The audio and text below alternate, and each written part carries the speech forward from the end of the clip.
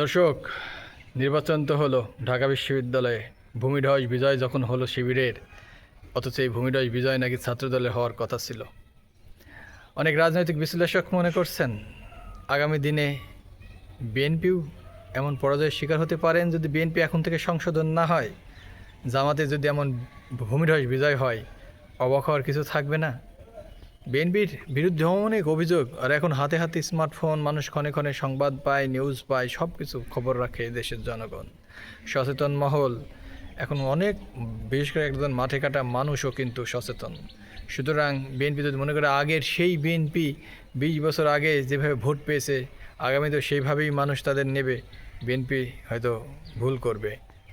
এজন্য এখন থেকে বিএনপিকে সংশোধন হতে হবে, চেন অফ কমান্ড ঠিক রাখতে হবে।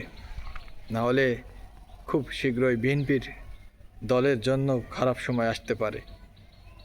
জামাত ইসলামীর এই সমর্থিত ছাত্র সংগঠন শিবির উল্লেখযোগ্য ভোট, বিশাল ব্যবধানে ছাত্রদলকে পরাজিত করেছে।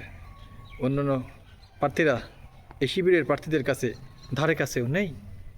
তাই বিএনপিকে এখন থেকে সচেতন হতে হবে, নাহলে আগামী দিনে করুণ পরিণতি বিএনপিরও ভোগ করতে হতে পারে।